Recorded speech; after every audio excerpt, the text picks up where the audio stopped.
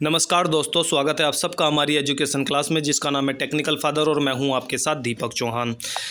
जितने भी हमारे लेक्चर आते हैं, अगर आप लोगों ने वो नहीं देखे हैं तो प्लीज़ टेक्निकल फादर की जो प्लेलिस्ट है उन्हें आप वहां पर जाकर देख सकते हो, ताकि जितने भी हमारे लेक्चर आएंगे या फिर आज का जो लेक्चर है उनसे उन्हें आप कोरिलेट कर सको।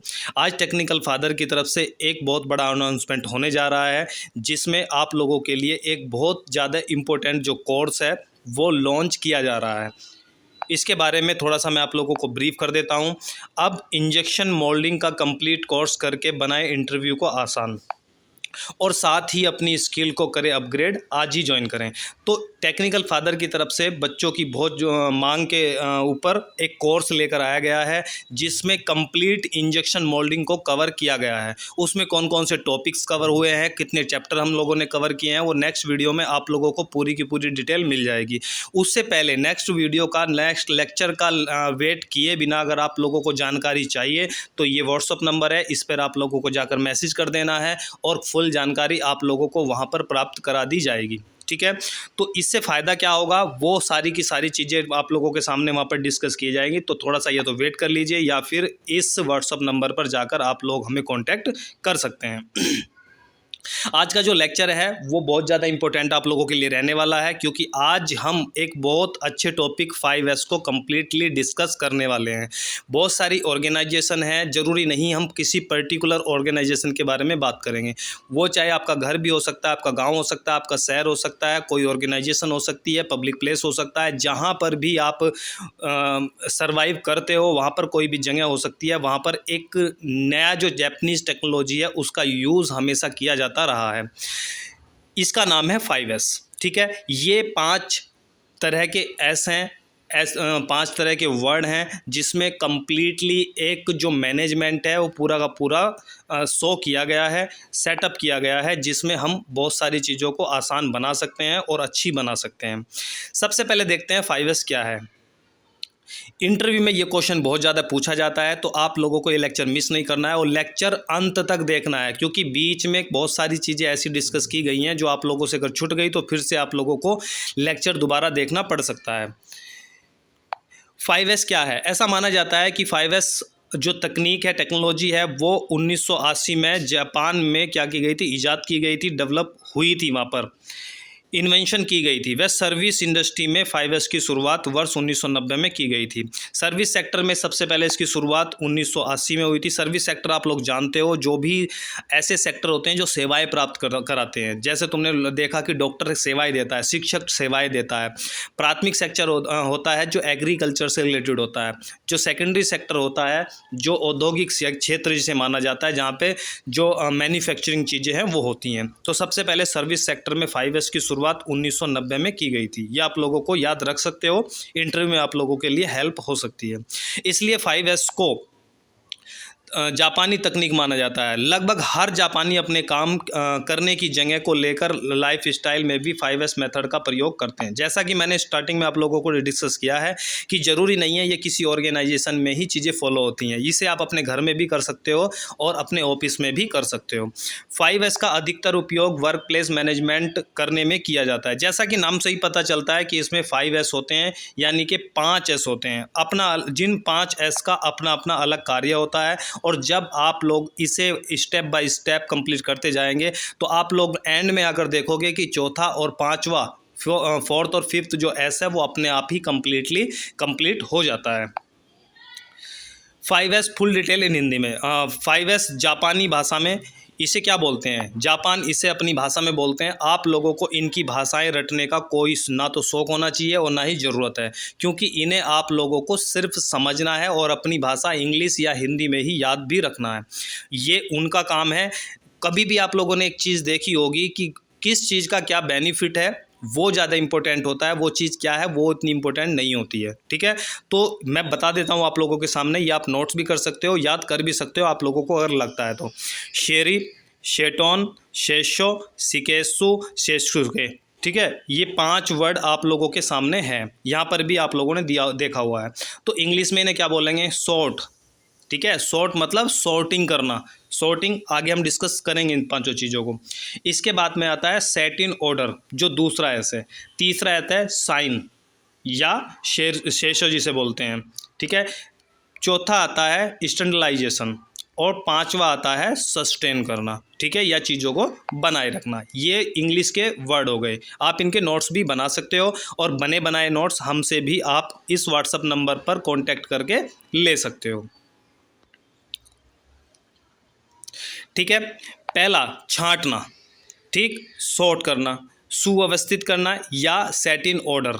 यहीं पर थोड़ा सा मैं आप लोगों को ब्रीफ कर देता हूँ। छांटने का मतलब, अगर आप लोगों के ऑफिस में, आप लोगों के घरों में कोई भी चीज़ बल्क में पड़ी हुई है, काफ़ी सारी चीज़ें पड़ी हुई हैं, तो ज़रूरी नहीं है वो एक ही चीज़ें हों, अलग अलग हो सकती हैं। तो सबसे पहले जब आप सफाई करते हो तो आप लोग क्या करते हो, उस चीज़ को छांटते हो, अलग अलग चीज़ों को अलग अलग स्थानों पर सुव्यवस्थित कर देते हो, रख देते हो। तो सबसे पहला काम होता है छांटना। दिवाली आएगी तो आप लोग देखते हो कि घरों में आप क्या करते हो, सफाई करते हो। तो जो जो चीज़ें हैं वो जहाँ जहाँ की है वहाँ पर उन्हें छांट कर रख देते हो। दूसरा है सुव्यवस्थित करना। पहले हमने क्या कर लिया, सॉर्ट कर लिया, सॉर्टिंग कर ली, यानी कि उन्हें छांट लिया। उसके बाद में सेट इन ऑर्डर, उनके स्थानों पर उन्हें सुसज्जित कर दिया या फिर वहाँ पर मेंटेन कर दिया। चमकाना, चमकाना मतलब साफ सफाई से यहाँ का मतलब है। फिर उसके बाद में आप क्या करते हो, सफाई करते हो। ये नॉर्मल सी, ये जापानीज टेक्नोलॉजी है, लेकिन उन्होंने भी ये अपने परिवार को देखकर या घर को देखकर ही ये ईजाद की है, और ये आप लोगों के साथ में बहुत पहले से चलता आ रहा है। जब भी आप सफाई घर में करते हो तो यही सारी चीज़ें करते हो। चौथा आप देख सकते हो मानकीकरण, स्टरलाइजेशन, यानी कि कोई भी मानक है, मानकीकरण की ये चीज़ें इस तरीके से ही रहने वाली है। आप लोगों ने देखा होगा कि मानक, मान लो कि यूपी पुलिस में आप लोगों को जाना है, तो वहाँ पर क्या है, एक हाइट आप लोगों की होती है कि भाई हमें हाइट इतनी चाहिए। तो उसके लिए क्या है, एक मानक डिसाइड कर दिया कि हमें इससे ऊपर नहीं चाहिए, इससे ऊपर चाहिए लेकिन इससे नीचे नहीं चाहिए, एक मानक डिसाइड कर दिया। तो कोई भी, कोई छोटा है कोई बड़ा है, जब तक हम उसे डिफाइन नहीं कर सकते हैं तब तक हमें ये ना पता हो कि मानक क्या है, किससे क्या चीज़ बड़ी है और किससे क्या चीज़ छोटी है। तो सबसे पहले ये होता है मानक, मानक तय कर देना। किसी भी कंपनी में आप काम करते हो तो ये बोलते हैं कि इतना तक जो डिफेक्ट है वो चल सकता है और इससे ज़्यादा नहीं चलेगा। तो ये किसने बताया, ये मानक आप लोगों को बताता है कि इतना चलेगा, इतना नहीं चलेगा। इसके बाद में अनुशासन होता है या सस्टेनेबल होता है। चीज़ों को बनाना अलग बात है, लेकिन चीज़ों को बनाए रखना वो बड़ी बात होती है। कोई चीज़ आप, हो सकता है कि कोई गवर्नमेंट जॉब है, उसे पा लेना ठीक है, आसान है, लेकिन उसे बनाए रखना बड़ा मुश्किल होता है, क्योंकि बहुत सारे हर्डल, बहुत सारी परेशानियां आप लोगों के सामने डे बाय डे की लाइफ में आती रहती हैं। देखते हैं अब सॉर्टिंग। जैसा कि नाम से ही पता चलता है कि छांटने का मतलब होता है अलग अलग करना। इससे हम अपने काम की वस्तुओं को अपने पास रखते हैं और फालतू की वस्तुओं को हटा देते हैं। जितनी मात्रा में वस्तुओं की ज़रूरत होती है उतना ही मंगवाएं। इंडस्ट्री में जितने की ज़रूरत है आप उतना ही मंगवा सकते हो, वरना क्या होगा, वो ज़्यादा स्थान भी घेरेगी और आप लोगों का जो पैसा है वो एक तरीके से पेंडिंग पड़ जाएगा। अपने वर्क प्लेस में चारों तरफ ध्यान दें कि कोई फालतू वस्तु तो नहीं पड़ी है, क्योंकि फालतू की वस्तुओं में से काम की वस्तुओं को ढूंढने में ज़्यादा समय लग जाता है। तो आप लोगों का क्या है, समय भी जा रहा है, पैसे भी जा रहे हैं और स्पेस भी आप लोगों का वेस्ट हो रहा है। फर्स्ट एस का इम्प्लीमेंट करने के लिए हम जिन फालतू की वस्तुओं को हटा देंगे, इन्हें हटाने से पहले हम एक लिस्ट बनाएंगे और उसे कंफर्म करेंगे कि जो वस्तुएं हम हटा रहे हैं वो हमारे किसी काम की नहीं है। वस्तुएं जिस प्रकार से उपयोग में लाई जानी हो या जिस क्रम में वस्तुओं को यूज़ किया जाना है उन्हें उस क्रम में रखें। यानी कि जो भी आप लोगों ने लिस्ट बनाई है उसमें कुछ सामान ऐसा होगा जो आप लोगों के यूज़ का नहीं है, या तो उसे आप डस्टबिन में डाल देते हो या फिर उसे कबाड़ी वाले को बेच देते हो, लेकिन घर से आप उसे निकाल सकते हो, निकालते भी हो। ये आप लोग देख सकते हो। यहाँ पर क्या है, आप लोगों के सामने चीज़ दिखाई दे रही है कि बिफोर मतलब पहले का आपका ऑफिस कुछ इस तरीके का था, लेकिन जैसे ही आप लोगों ने 5S में से 1S को इम्प्लीमेंटेशन किया तो आप लोगों का ऑफिस कुछ इस तरीके से दिखने लगा। तो इससे क्या हुआ, यहाँ पर क्या बहुत सारी चीज़ें सुसज्जित हो गई और अच्छा भी आप लोगों को देखने में लग रहा है। तो इसका 5S का जो मोटो है वो आप लोगों को थोड़ा थोड़ा समझ में आने लगा होगा। और जो 5S है उसका जो फर्स्ट S है वो आप यहाँ पर देख सकते हो किस तरीके से इम्प्लीमेंट ऑफिस में किया गया है। गाइडलाइंस और सॉर्टिंग करते कैसे हैं वो सारी चीज़ें हम देख लेते हैं। ऐसी वस्तुएं जो हमें चाहिए पर अभी नहीं, ऐसे सामान को हम अपने स्थान से दूर रखें। ऐसे सामान जो ख़राब हो गए, जैसे कोई टूल है, जा है, फीचर्स हैं, पार्ट्स हैं, जिग्स है, जो रिजेक्ट कर दिए हैं गए हैं, उनकी ज़रूरत नहीं है। ऐसे सामान को अपने कार्यस्थल से हटा देना चाहिए। जिन चीज़ों की हमें बार बार ज़रूरत होती है, ऐसी चीज़ों को हमें अपने कार्यस्थल के पास रखना चाहिए, जिससे उन वस्तुओं को ढूंढने में समय खराब ना हो। अपने कार्यस्थल के आसपास पड़े फालतू वस्तुओं को भी हटा देना चाहिए। ठीक है। इसके बाद में दूसरा एस आता है, जिसे हम सेकंड एस बोलते हैं, और इसे बोलते हैं सेट इन ऑर्डर। यानी किसी भी चीज़ को जो आपने छांटी है उसे ऑर्डर में लगाना, ताकि जहां से सामान रखा है वहीं से आप उठा सको, आपके समय की बचत हो सके। सुव्यवस्था का मतलब है सभी चीज़ों को निर्धारित जगह हो और सभी चीज़ें अपनी जगहों पर हो। वस्तुओं को उपयोग करने के बाद उसी स्थान पर रख दिया जाता है, ताकि अगर दूसरे किसी व्यक्ति को उस वस्तु की ज़रूरत हो तो वो आसानी से उस व्यक्ति को मिल सके। ठीक है। इससे रिलेटेड मैं आप लोगों को बताता हूँ, जब भी आप मशीन पे जाते हो तो मशीन पे कई बार क्या कॉपर रोड नहीं मिलती है, कटर नहीं मिलता है। तो ये सारी चीज़ें अगर आप लोगों ने सुव्यवस्थित करके नहीं रखी है, एक जगह नहीं बनाई है कि आप लोगों को वहाँ पर वो चीज़ मिल जाएगी, तो आप क्या करोगे, मशीन पर भागते रहोगे। आपको कटर नहीं मिल रहा है, चक्कू आप लोगों को नहीं मिल रहा है, आप लोगों को प्लायर नहीं मिल रहा है, आप लोगों को स्पिनर नहीं मिल पा रहा है, और उससे क्या होता है कि मशीन का जो डाउन टाइम है वो बढ़ता जाता है। क्यों बढ़ता जाता है? क्योंकि आप लोगों ने सेकंड एस को इम्प्लीमेंट किया ही नहीं है। तो ये जो एस हैं ये ज़रूरी नहीं है एक जगह आप लोग इम्प्लीमेंट कर सकते हो, ये हर जगह आप अपनी मशीन पे भी कर सकते हो। इससे कार्य करने में आसानी होगी। वस्तुओं को उनके साइज के हिसाब से रखें। जिन वस्तुओं की जगह बनाई गई है वो वस्तुएं उसी स्थान पर होनी चाहिए, जिससे उन वस्तुओं की जब ज़रूरत पड़े तो वो आसानी से उपयोग में लाई जा सके। अगर आप अपने कार्यस्थल पर सेकंड एस को लागू करते हैं तो सबसे पहले जगह स्पेस की बचत होती है। ठीक है। जब आप सुव्यवस्थित करके रखोगे तो आप लोगों ने देखोगे कि जगह की क्या हो जाती है, बचत हो जाती है। एग्जाम्पल के तौर पर भी समझ सकते हो। मान लो कि एक बॉक्स है, उस बॉक्स में आप लोगों ने छोटे छोटे बॉक्स भरने हैं। ठीक है। तो एक रास्ता है कि बहुत सारे बॉक्स लाओ और ऐसे के ऐसे ही भर दो। तो ये क्या है, एक रैंडम क्रम है। उसमें क्या है, कम बॉक्स आएंगे, ये आप लोग जानते हो भली भांति। तो कम बॉक्स आएंगे तो स्पेस ज़्यादा चला गया, जो वस्तुएं हैं वो उसमें क्या आई हैं, कम आई हैं। लेकिन अगर आप सुव्यवस्थित बना के रखोगे, जिसे तय बना के रखना बोलते हैं, ठीक है, फोल्ड करके अच्छी तरीके से रखोगे तो उसमें क्या है, स्पेस कम वेस्ट होगा और उसमें क्या है, ज़्यादा चीज़ें आ जाएंगी। तो यही कहने की कोशिश की जा रही है कि जब आप सॉर्टिंग को फॉलो करते हो अपने काम के अंदर तो आप लोगों का स्पेस बचता है। दूसरा इसमें आपके समान चीज़ों को ढूंढने में समय खराब नहीं होगा और आपका सर्चिंग टाइम कम होगा। ठीक, यहाँ पर आप देख सकते हो बहुत सारी कंपनियों में चीज़ें मिल जाती हैं, आपकी कंपनी में भी होगी। ये देखो यहाँ पर ओपन स्पेनर है, प्लायर है, हैमर है, ये सारी की सारी चीज़ें उनके साइज के हिसाब से मेंटेन की गई हैं, ताकि आप लोगों का स्पेस बच सके, टाइम भी बच सके। यहाँ पर भी आप लोग देख सकते हो बिफोर कैसा था, कुछ भी कहीं भी पड़ा हुआ है, किसी को कोई फिक्र नहीं है। ठीक है। तो यहाँ पर देखो जब ये चीज़ें सुव्यवस्थित कर दी, यानी कि सेकंड एस को आप लोगों ने इम्प्लीमेंट कर दिया, तो किस तरीके का सिनेरियो आप लोगों के सामने बन रहा है। इसे करते कैसे हैं, इसकी गाइडलाइन थोड़ा पढ़ लेते हैं। फर्स्ट पॉइंट है, हर वस्तु की जगह बनाई जाए। हर वस्तु अपनी जगह पर होनी चाहिए। वस्तुओं को उनके साइज के हिसाब से रखें। वस्तुओं में टैग लगा कर रखें, और टैग बहुत ज़्यादा इंपॉर्टेंट होता है। टैग आप लोगों ने देखा होगा कि रेड बीन है, येलो बीन है या फिर ग्रीन बीन है, उनके अपने मायने हैं। अगर रेड बीन है तो उसमें क्या है, किसी को टाइम वेस्ट करने की ज़रूरत नहीं है, वो टोटल रिजेक्शन है, वेस्ट है। अगर ग्रीन बीन है तो वो ओके पीस है, आप दोबारा टाइम उन्हें चेक कर वेस्ट नहीं कर सकते हो। अगर येलो बीन है तो वो सस्पेंस में है, वो होल्ड की गई है, या फिर उसमें अच्छे पार्ट भी हो सकते हैं और वो गलत पार्ट भी या रिजेक्शन भी उसमें हो सकता है। तो ये सारी चीज़ें किस में आती हैं, आप लोग इसमें देख सकते हो सेट इन ऑर्डर में। कलर कोड का उपयोग कर सकते हैं, जैसा कि मैंने अभी बीन का एग्जांपल देकर आप लोगों को बताया।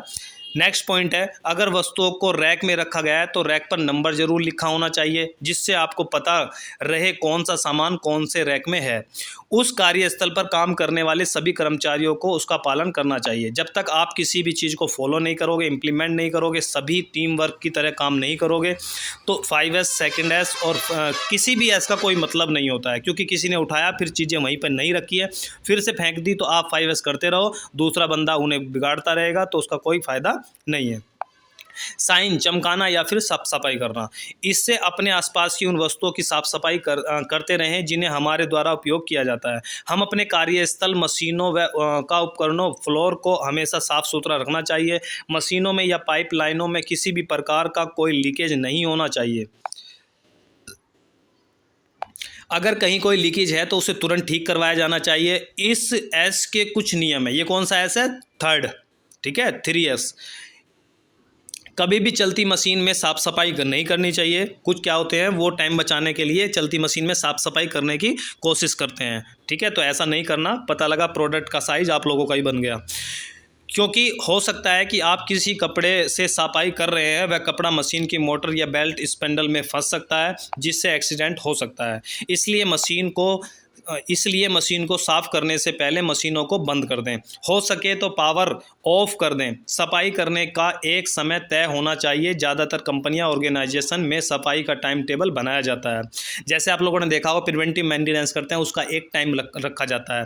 रूटीन मेंटेनेंस करते हैं तो ये सारा क्या है, उसका टाइम है। उस समय पर उसे PM पर मशीन को छोड़ दिया जाता है, उसमें कोई प्रोडक्शन नहीं होता है और प्रिवेंटिव मेंटेनेंस करा लिया जाता है। एक रूटीन मेंटेनेंस का टाइम होता है। वैसे ही आप लोगों को अपने 3S का भी एक टाइम बना देना चाहिए, जिसमें आप लोगों को मशीन को बंद कर देना है और उस 3S को इम्प्लीमेंट कर लेना है, जिससे दिन में 10 मिनट या हफ्ते में 15 मिनट सफाई के लिए रखा जाता है। इस समय में सभी कर्मचारी अपनी मशीनों, उपकरणों और कार्यस्थल की सफाई करते हैं। यहाँ पर आप लोग देख सकते हो बिफोर में ये कंडीशन आप लोग देख सकते हो और यहाँ पर ये कंडीशन आप लोग आफ्टर देख सकते हो। यहाँ पर बहुत सारा सामान, कुछ भी आप लोगों ने खाना खाया, कोई पेन पड़ा है, कुछ भी पड़ा है, वो इधर उधर सब कुछ पड़ा है, लेकिन जैसे ही साफ़ सफाई हो गई तो आप लोगों को देखने को मिलेगा कि एक अच्छा क्लीन एरिया आप लोगों के सामने मौजूद है।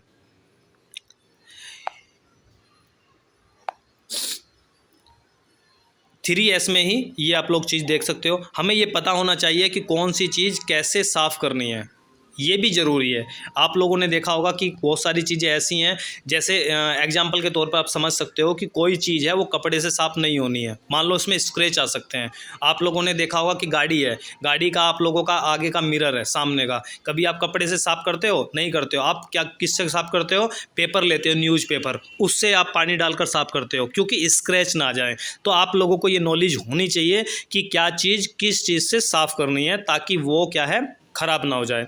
जैसे इलेक्ट्रिकल पार्ट्स को पानी से कभी भी साफ़ नहीं करना चाहिए, वरना उसमें क्या, पानी चला जाएगा और वो जो है शॉर्ट होने की जो संभावना है वो बनी रहती है। मशीनों को 6 साइडों से साफ़ करें, left, right, front, back, up side, back side, top side. आप अपने कार्यस्थल पर जो सफाई कर रहे हैं उसका एक मतलब होना चाहिए। हमें आंखें बंद करके चीज़ों को नहीं चमकाना है। हमें क्लीनिंग विद मीनिंग वाली पॉलिसी को फॉलो करना है। अगर आप कोई भी काम कर रहे हैं तो उसका मीनिंग भी आप लोगों को पता रहना चाहिए कि आप कर क्यों रहे हैं। बहुत सारे लोग हैं कि वो ज़िंदगी को जिए जा रहे हैं, पता ही नहीं है कि जी क्यों रहे हैं, कर क्या रहे हैं, करना क्या है, कुछ भी नहीं पता है। तो इसलिए क्लीनिंग विद मीनिंग वाली जो पॉलिसी है वो आप लोगों को लाइफ में भी इम्प्लीमेंट करनी है, कि अगर हम कोई काम कर रहे हैं तो वो क्यों कर रहे हैं, और नहीं कर रहे हैं तो हमें क्या करना चाहिए जो हमें नहीं कर रहे हैं। हमें चीज़ों को साफ़ करते समय उनका इंस्पेक्शन भी कर लेना चाहिए। साफ़ सफाई करते समय अगर फालतू की वस्तुएं मिलती हैं तो उन्हें इधर उधर फेंकना नहीं चाहिए। उन वस्तुओं को अपने जगह पर रखना चाहिए। अगर वह वस्तुएं किसी काम की नहीं है तो उन्हें स्क्रैप यार्ड या स्क्रैप बॉक्स में डाल देना चाहिए। यहाँ से मैं तुम्हें एक चीज़ और बताता हूँ। काइजन, काइजन का मतलब होता है लगातार जो सुधार करना या कुछ नया करना होता है इंडस्ट्री के अंदर। उसमें एक वर्ड आता है कि बिना किसी खर्चे के या बहुत कम खर्चे पर ये काइजन किए जाते हैं। तो जो भी साफ़ सफाई के दौरान आप लोगों को आइटम मिलते हैं जो आप लोगों को लगते हैं कि ये वेस्ट हैं, इन्हें फेंक देना चाहिए, तो उन्हें फेंके ना।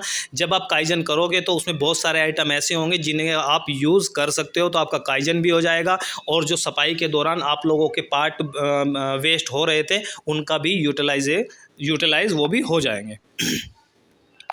वस्तुओं को साफ करते समय हमें यह भी देखना चाहिए कि कहीं ऐसा तो नहीं हो रहा है कि आप कहीं वस्तुओं को तो साफ़ कर रहे हैं लेकिन दूसरी वस्तुओं को गंदा कर रहे हैं। ठीक है, कई बार ऐसा होता है कि जैसे आप लोगों ने देखा कि आप लोगों ने मोहल्ले में क्या है, डीजे बजा दिया, लड़ाई कर ली, कुछ भी A to Z कर लिया, तो आप लोगों से बोला गया कि आप डीजे क्यों बजा रहे हो, तो आप लोगों ने कहा कि ये हमारा फंडामेंटल राइट है। यानी कि आप लोग कहीं सभा कर रहे हैं या फिर धरना दे रहे हैं, तो आप लोगों ने क्या कहा कि ये तो हमारा फंडामेंटल राइट है, ये हमारा अधिकार है जो हमें संविधान से मिलता है, इसलिए हम ऐसा कर रहे हैं। लेकिन सुप्रीम कोर्ट ने एक आदेश दिया कि ये बात सही है कि आप लोगों का ये मौलिक अधिकार है, लेकिन तुम्हारी वजह से अगर किसी दूसरे व्यक्ति को प्रॉब्लम होती है तो ये उसका मौलिक अधिकार है कि आप उसका मौलिक अधिकार का हनन नहीं कर सकते हो। ठीक है, समझ में आया? यानी कि तुम दूसरों को अपने चक्कर में दूसरों को परेशान नहीं कर सकते हो। उसी तरीके से अगर आप किसी चीज़ को साफ़ कर रहे हो तो ज़रूरी नहीं है उसे साफ़ कर दो और कोई चीज़ दूसरी ख़राब कर दो। तो इस चीज़ का भी आप लोगों को ध्यान रखना है। हर व्यक्ति को अपनी अपनी जिम्मेदारी खुद निभानी चाहिए, क्योंकि ये भी माना जाता है कि अगर आप लोगों को कोई भी काम बेस्ट करना है तो उसे किसी दूसरे से ना करवाएं, उसे खुद ही करें अगर उसे बेस्ट करना है। और अगर बेस्ट नहीं करना है, एवरेज करना है, तो आप कोई भी काम अपना दूसरे से करवा सकते हैं। इसमें हम अपने द्वारा बनाए गए स्टैंडर्डाइजेशन को मेंशन करते हैं। ये कौन सा है? 4S है, स्टैंडर्डाइजेशन या मानकीकरण जिसे बोलते हैं। जैसे मान लो कि कंपनी में पानी की पाइप का कलर कोड ब्लू है, तो जब नई पाइप लगाई जाए, नई पानी की पाइप लगाई जाए तो पुरानी पाइप को बदला जाए तो उसका कलर भी ब्लू ही होना चाहिए। ये एक स्टैंडर्ड बना दिया गया है। आप लोगों ने देखा होगा कि जापानीज़ टेक्नोलॉजी की मशीन है और वो भारत में चल रही है, तो क्या स्पेयर पार्ट्स के भारत में नहीं मिलते हैं? मिलते हैं, बिल्कुल मिलते हैं। क्यों? क्योंकि उसका एक मानक बन चुका है। कोई भी बोल्ट आप कहीं पर भी ले सकते हो, कोई भी स्टड ले सकते हो, कोई भी वायर ले सकते हो, कोई भी थर्मोकपल ले सकते हो, कोई भी नोजल ले सकते हो, स्क्रू ले सकते हो। क्यों ले सकते हो? क्योंकि उनका एक स्टैंडर्ड बन चुका है और वो कहीं पर भी ईजिली अवेलेबल है किसी भी कंट्री में जहाँ पर वो टेक्नोलॉजी पहुँची हुई है। इससे ऊपर के तीनों एस का स्टैंडर्ड बनाकर रखते हैं, किसी एक व्यक्ति को इसकी जिम्मेदारी दे देते हैं। अगर ऊपर के तीनों एस का पालन सही से हो रहा है कि नहीं, वह इसे बोर्ड के जरिए दिखा सकता है। ठीक है, इनका वह जांच कर रहा है, इसके सामने वह चेक मार्क लगा सकता है। अच्छी हाउसकीपिंग की आदत को बनाए रखें। कंपनी के स्टैंडर्डाइजेशन की समय समय पर जांच होती रहनी चाहिए। इसका मतलब है कि जो भी आप लोगों ने 4S 3S है वो किए हैं, तो वो मानकीकरण में एक बंदा उसके लिए रिस्पॉन्सिबल होता है जो सब चीज़ों को चेक करेगा और बोर्ड पे एक्सप्लेन करेगा कि ये चीज़ में कमी थी, ये चीज़ कंप्लीट हुई है, ये अच्छी हुई है, ये अच्छी नहीं हुई है, ये एवरेज है, ये लो है, ये हाई है, ये अच्छी। तो वो क्या है, उससे वो जो 3S है वो मेंटेन बने रहते हैं। इसलिए बोला जाता है कि जब 3S हो जाते हैं तो चौथा और पाँचवा S अपने आप कंप्लीट हो जाता है। जैसे बिफोर के जो पाइप हैं वो आप यहाँ देख सकते हो, नए पाइप लगाओगे तो उसका कलर भी कोड जो है वो ब्लू है, तो वो ईजिली अवेलेबल भी है और आप ईजिली उसे यूज़ भी कर सकते हो। जैसे आप लोगों ने देखा होगा कि 3 वायर हैं, 4 वायर हैं, उसमें एक ब्लैक होती है, रेड होती है, येलो होती है, तो आप लोगों का उनके कलर कोड से पता होता है कि उनका काम क्या होता है। इसे कैसे करें? गाइडलाइंस फॉर स्टैंडर्डाइजेशन या फिर मानकीकरण। कंपनी के स्टैंडर्डाइजेशन के बारे में आपको पता होना चाहिए और उनके अनुसार ही काम करें। कंपनी के जो भी मानक हैं उसको बनाए रखें। इस प्रक्रिया को लगातार करते रहें।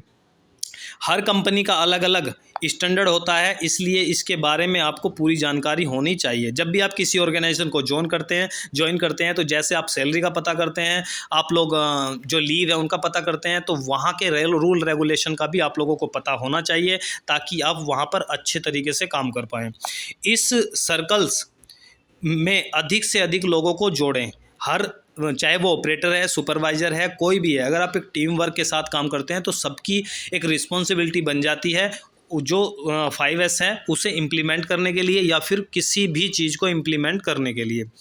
हम जो भी काम करें उसकी चेकशीट बनाना ज़रूरी है। चेकशीट से क्या होता है कि जब आप चेकशीट बनाते हैं तो कोई काम के दौरान उसमें से जब हम चेक कर के राइट का ओके का निशान लगाते जाते हैं तो हमें पता चलता है कि कौन कौन से काम हमने कर लिए हैं और कौन कौन से काम हमारे भी बाकी हैं।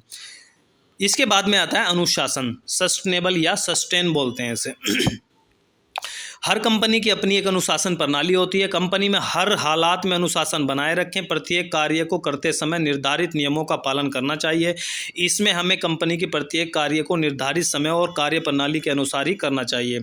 सुरक्षा नियमों का पालन करना, कंपनी की टर्म्स एंड कंडीशन का पालन करना, कंपनी के स्टैंडर्ड को बनाए रखना आदि कई कंपनी ऑर्गेनाइजेशन में इसके बारे में ट्रेनिंग भी दी जाती है कि कंपनी में अनुशासन कैसे बनाए रखें। इसके लिए प्लांट को अलग अलग जोन में भी बांटा जाता है। इसके लिए कंटिन्यू ऑडिट होते भी रहते हैं। आप लोगों ने देखा होगा कि अगर आप लोगों की कंपनी में मशीन ज़्यादा है तो आप लोगों के ABC 1 2 3 कुछ जोन बने होते हैं, सिर्फ इसीलिए बने होते हैं ताकि अनुशासन बना रहे। उसकी टाइम टू टाइम जो ऑडिट है वो भी कराई जाती है, सिर्फ इसीलिए ताकि चीज़ें एक अच्छे अनुशासन में, एक अच्छे डिसिप्लिन में मेंटेन रहे और अच्छी तरीके से सर्वाइव होती रहे। बिफोर 5S यहाँ पर आप देख सकते हो किस तरीके की कंडीशन है, और आफ्टर 5S ये किस तरीके की कंडीशन है। तो अनुशासन का महत्व हम देख लेते हैं। गाइडलाइंस, रोज मॉनिटरिंग करें। मॉनिटरिंग बहुत ज़्यादा इंपॉर्टेंट है, फीडबैक बहुत ज़्यादा इंपॉर्टेंट है। आप लोगों ने देखा होगा कि कोई भी चीज़, कोई भी पॉलिसी है गवर्नमेंट की, वो इम्प्लीमेंट हो जाती है लेकिन उसका फीडबैक नहीं लिया जाता। हमारे देश की यही सबसे बड़ी प्रॉब्लम्स है कि जो फीडबैक है उसका नहीं लिया जाता है जनता के द्वारा। अगर फीडबैक मिलना शुरू हो जाए, गवर्नमेंट लेना शुरू कर दे, तो हर चीज़ की अच्छी तरीके से मॉनिटरिंग होगी कि कमी कहाँ है, किस लेवल पर कमी है। तो आप लोगों को मॉनिटरिंग जरूर करनी है। सभी कर्मचारियों को इसके बारे में ट्रेनिंग दें, कर्मचारियों को मोटिवेट करें, वह कंपनी के अनुशासन को बनाए रखें। मोटिवेशन बहुत ज़्यादा ज़रूरी होता है, ठीक है। तो मोटिवेशन समय समय पर आप लोगों को मोटिवेशन करते रहना है। कई कंपनियों में आप लोगों ने देखा होगा कि आपके जो सीनियर्स हैं उनके एक वर्ड्स होता है एनी एक्सक्यूज़। वो जब भी बात करेंगे वो यही बोलेंगे any excuse, any excuse. Excuse का मतलब एक तरीके से बहाना बनाना होता है, लेकिन जब आप किसी की प्रॉब्लम्स को सुनेंगे नहीं, समझेंगे नहीं, तो आप उसे बहाना बनाएंगे, तो फिर एक अच्छे अच्छे बहाने आप लोगों को मिलने लगेंगे। तो आप लोगों को क्या करना है, उनसे बैठकर मीटिंग करनी है, बातें करनी है। कोई प्रॉब्लम्स आ रही हैं तो उन्हें सुनना है, उनका सोल्यूशन निकालना है, उन्हें सोल्यूशन देना है, क्योंकि आप उस टीम के लीडर हो। अगर आप ही ये वर्ड बोलेंगे कि एनी एक्सक्यूज़, तो आप किस लेवल पर हो, तो आप ना तो मैनेजर बनने लायक हो, ना ही टीम लीडर आप लोग बनने लायक हो। गलती से आप लोगों को बना दिया गया है। समय समय पर हर लेवल पर ऑडिट करना चाहिए। सभी कर्मचारियों के बीच कम्युनिकेशन सिस्टम अच्छा होना चाहिए। रेड टैग प्रणाली का इस्तेमाल करना चाहिए। कंपनी के जो डिपार्टमेंट हैं या जो भी फिक्स्ड पॉइंट हैं उनकी फ़ोटोग्राफी करके लगाया जाना चाहिए, जिससे लोगों को आसानी से उसके बारे में पता चल सके। कई बार क्या होता है कि आप लोग एक किसी मशीन पर हो और उस मशीन का ऑपरेटर नहीं आया, तो दूसरा ऑपरेटर उसे चला नहीं पाता है। क्यों? क्योंकि वो पहले वाला ऑपरेटर है, उसने कुछ चीज़ें सीखी हुई है, इसलिए वो शक्तिमान है, ठीक है। लेकिन किसी भी मशीन को इतना क्रिटिकल कभी मत बनाकर रखो कि उसे वही चलाए। उसके लिए इतनी एक्सेस होनी चाहिए कि कोई भी मशीन पर जाए, उसके पास में कुछ इंस्ट्रक्शन लगे हों कि ये काम करने हैं इस मशीन को ऑपरेट करते समय। तो ये एक्सेस हमेशा हर किसी के पास होनी चाहिए। कोई एक व्यक्ति के पास मोनोपोली नहीं होनी चाहिए। ये एक मैनेजर का, एक इंजीनियर का एक कर्तव्य बनता है कि इस चीज़ को एक तरीके से एनालाइज करें, देखें कि किसी व्यक्ति की मोनोपोली ना हो। उससे क्या होता है, कंपनी का लॉस होता है। तो हर कंपनी में हर मशीन को हर ऑपरेटर चलाना जानता हो, किसी के पास मोनोपोली नहीं होनी चाहिए। टीम वर्क टीम बनाकर ही करें। टीम के काम को अकेले करने की कोशिश ना करें, अन्यथा नुकसान हो सकता है। 5S करने के फ़ायदे देख लेते हैं। इससे क्वालिटी इंप्रूव होती है, रिजेक्शन कम होता है, लागत मूल्यों में कमी आ जाती है, इन्वेंट्री लेवल में कमी आती है, डिलीवरी इम्प्रूव हो जाती है, कार्यस्थल सुरक्षित रहता है, एक्सीडेंट होने या किसी को चोट लगने की संभावना बहुत कम रहती है, कस्टमर कंप्लेंट कम आती हैं, लोगों को कार्य करने को मोटिवेशन मिलता है, अपने कार्यस्थल पर कार्य करना आसान हो जाता है, कर्मचारियों में काम करने की रुचि बढ़ती है, मिलजुल कर काम करने से कर्मचारियों में भाईचारे की भावना उत्पन्न होती है, जो किसी भी ऑर्गेनाइजेशन कंपनी के लिए बहुत अच्छा होता है। कर्मचारियों के मनोबल में वृद्धि होती है, इससे वह मन लगाकर काम करते हैं। ठीक है, तो ये आज का लेक्चर रहा, और इस लेक्चर में जो भी लिखा है, जो भी PDF नोट्स यूज़ हुए हैं, अगर आप उन्हें लेना चाहते हैं, कोशिश करें कि इन्हें आप पेन पेंसिल उठाएं और बना लें, अपने नोट्स खुद बना लें। लेकिन अगर आपके पास काम ज़्यादा होता है और आप बना नहीं पाते हो, तो आप लोगों को क्या करना है, इस WhatsApp नंबर पर जाना है, और जितने भी लेक्चर अभी तक हमारे आए हैं उनकी सभी PDF अगर आप लेना चाहते हो तो एक नॉमिनल फ़ीस रखी हुई है, उससे पे कर आप उन्हें वहाँ से जाकर मंगवा सकते हैं, ले सकते हैं। ठीक है, तो आज के लिए इतना ही। अगर लेक्चर आप लोगों को पसंद आया तो लेक्चर को लाइक कर दें, दें, दोस्तों को शेयर कर दें, और चैनल पे अगर आप लोग नए हैं तो चैनल को सब्सक्राइब कर दें। और ये जो कोर्स है इसकी डिटेल्स जल्दी आप लोगों को नेक्स्ट वीडियो में मिल जाएगी। इसे आप ज्वाइन करना चाहते हो तो आप लोग यहाँ पर जाकर इस व्हाट्सअप नंबर पर हमें कांटेक्ट जरूर करें। ठीक है, तो आज के लिए इतना ही। नेक्स्ट लेक्चर में मिलते हैं। जब तक के लिए दीजिए इजाज़त। जय हिंद, जय भारत।